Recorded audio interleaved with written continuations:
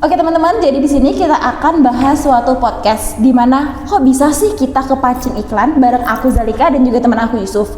Tapi sebelum itu kita akan memperkenalkan diri terlebih dahulu. Assalamualaikum warahmatullahi wabarakatuh. Perkenalkan nama aku Bintari Zalika Dewinta Putri dengan NIM 2510703109 dan rekan aku Yusuf Ahmad Maulana dengan NIM 2510703099. Hari ini kita akan membahas sesuatu yang benar-benar setiap hari masuk di hidup kita nih Mbak Zalika, kayak mantan yang nggak pernah benar-benar pergi. Berarti beda banget nih sama kami yang beneran hilang ya Mas Betul Yusuf. banget. Ada yang tahu topiknya apa teman-teman? Apa Tahu tuh? Enggak? Enggak sih. Topiknya itu adalah iklan. Nah, ini kan tugas UTS dasar advertising, tapi kita akan bawainya santai aja, jadi nggak bikin otak kita cepat panas seperti di kelas gitu. Oke, bener banget ya. Kita kayaknya langsung aja nih teman-teman biar kita nggak kayak kamu yang kepikiran mantan nih. Boleh, langsung saja Mbak Zalika. Masuk ke materi pertama. Jadi gini teman-teman, iklan itu sebenarnya cara brand ngomong ke kita loh.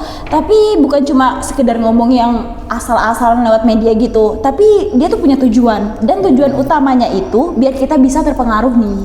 Benar sekali Mbak Zalika. Menurut Schultz, iklan itu merupakan komunikasi non pribadi tentang barang, jasa atau ide yang dibayar oleh sponsor yang jelas. Bahasa santainya itu gua bayar, lo lihat, lo tertarik, lo beli gitu. Ya benar banget teman-teman. Dan dari iklan itu sendiri ada 3 kunci utamanya loh nih Mas Yusuf dan juga teman-teman. Kalian mau tahu nggak sih apa? Apa? Jadi 3 kunci utamanya itu adalah yang pertama adalah communication atau komunikasi, dan yang kedua bisa lewat media, dan 3 itu dibayar pastinya. Oh, makanya kalau ada iklan yang lewat di beranda TikTok, IG atau YouTube itu bukan sebuah kebetulan ya Mbak Zalika. Itu tuh cara mereka untuk berceloteh halus ke otak kita biar kita mikir, wah kayaknya kita butuh nih barang ini gitu. Bener banget. Padahal di realita atau in case-nya di kehidupan kita tuh kita tuh sebenarnya nggak butuh-butuh amat ya Mas Betul Yusuf. sekali. Tapi ujung-ujungnya kita tetap bakal check out. Betul sekali Mbak Zalika. Kita lanjut ke materi yang kedua yang yaitu perbedaan dengan promosi, publisitas dan humas. Biar nggak tuker nih, iklan merupakan suatu layanan berbayar untuk mempengaruhi kita. Yang kedua ada promosi, merupakan layanan jangka pendek, contoh diskon, penawaran jangka pendek, contohnya diskon 50%. Yang ketiga ada publikasi, yaitu sesuatu yang diliput media tanpa bayar. Yang ketiga ada humas atau PR, yaitu seorang yang membangun hubungan atau citra. Bener banget. Jadi teman-teman, untuk contoh cepatnya itu seperti Pons ya teman-teman.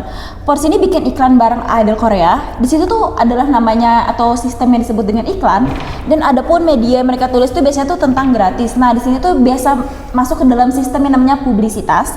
Dan juga Pons bikin event yang dimana event itu adalah tanam pohon. Nah, tanam pohon ini adalah bagian dari PR untuk meningkatkan atau membranding diri mereka.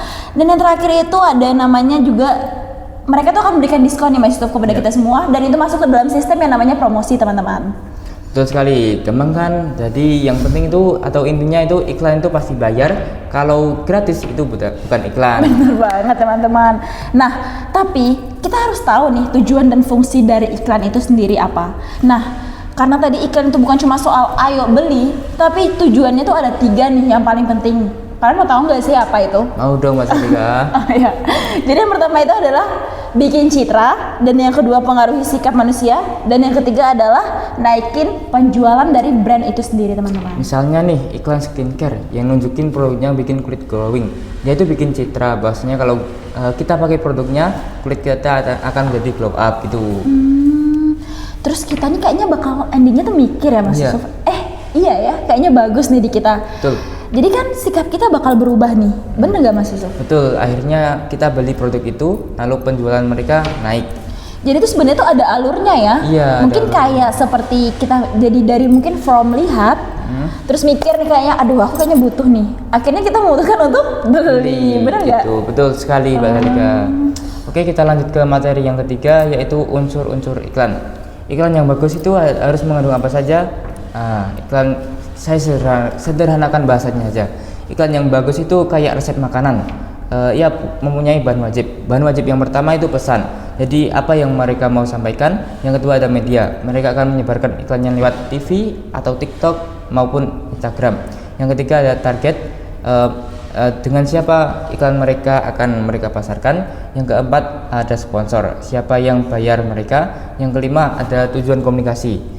Jadi kayak kita sadar, tertarik lalu beli iklan, beli produk itu. Ternyata gitu ya Mas Yusuf ya. Betul. Berarti kayak gini nggak sih, misalnya nih sebuah iklan minuman isotonik nih, dia itu kan targetnya anak olahraga ya. Iya. Jadi tuh pesannya itu kayak bikin fresh dan kuat.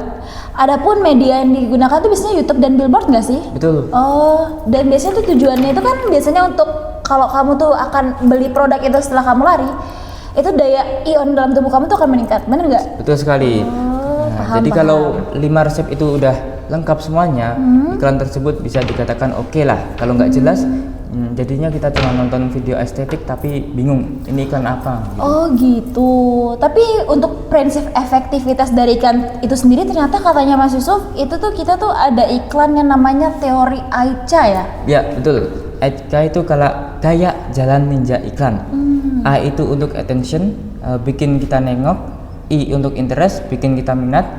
D untuk desire, bikin kita pingin produknya. C untuk conviction, bikin kita yakin. A untuk action, bikin kita ambil langkah untuk membeli produk tersebut. I see Mas Yusuf. Jadi contohnya tuh kayak gini teman-teman. Ada idol Korea yang muncul glowing, itu kan menarik attention kita nih untuk membeli suatu produk tersebut. Adapun biasanya tuh mereka tuh biasanya untuk menjelaskan produknya itu disebut dengan interest, dan juga ada before after itu biasanya tuh desire, dan juga ada dermatology test itu biasanya masuk ke dalam conviction, dan yang terakhir ada namanya link pembelian muncul atau itu jadinya action dari kita sendiri teman-teman. Tapi kalau sampai actionnya kita gak gerak, mungkin iklannya belum kuat. Oh berarti ada kegagalan ya di situ Mas Yusuf ya. Oh, tapi kalau menurut aku nih ya, contoh iklan yang beneran efektif itu seperti Pond's Bright Beauty sih, yang ex-Zuyu itu loh, yang artis Korea itu Mas Yusuf. Tahu nggak alasannya kenapa iklan tersebut keren? Kenapa? Yang pertama, target mereka itu Gen Z seperti kita. Kita kan pecinta skincare. Yang kedua, media. Mereka memasarkan produk mereka lewat YouTube dan TikTok. Yang ketiga, pesan mereka jelas, bikin kulit kita cerah dan sehat. Yang keempat, mereka mengajak kolaborasi sebuah artis Korea, Zuyu. Ya, tentu buat para pecinta Zuyu pasti akan membelinya. Yang terakhir yaitu ajakan beli, mereka tentu saja jelas mereka mengajak kita untuk membeli produk mereka. Oh, paham. Dari Aicha tuh berarti masuk semua ya di sini ya. Dan enaknya tuh visualnya tuh kayaknya tuh clean, cerah, dan narasinya itu enak. Jadi tuh iklannya tuh terus menempel gitu loh di kita teman-teman. Jadi ada doktrin sendiri di kita. Bener nggak sih? Ya, selain itu ada sih contoh iklan di Indonesia. Ada yang tahu? Kamu tahu nggak? Enggak sih. Apa tuh Mas? Tuh, Gojek. Oh, Tahu nggak Gojek. slogannya apa? Enggak, kurang tahu. Slogannya itu pasti ada jalan.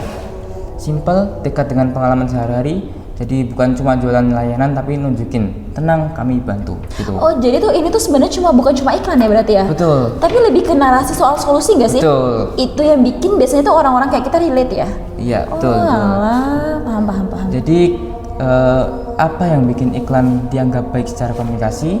Menurutku ya teman-teman, menurutku yang pertama itu pesannya jelas, yang kedua tepat sasaran, yang ketiga ngasih insight, yang keempat ada ajakan membeli gitu. Oh gitu. Tapi sih kalau menurut aku ya, khususnya dari pandangan aku pribadi, kalau iklan yang bagus tuh yang punya cerita sih, yang bikin kita ngerasa kayaknya nih gua banget gak sih, atau yang relate dan juga masuk ke dalam hati aku ya, dan akhirnya tuh bisa juga masuk ke keranjang Shopee dan berujung di check out teman-teman. Itu indikator paling jujur sih. betul. Kalau menurut aku ya gitu. Intinya tuh menurut aku juga iklan itu bukan cuma sekedar gambar dan kata-kata sih.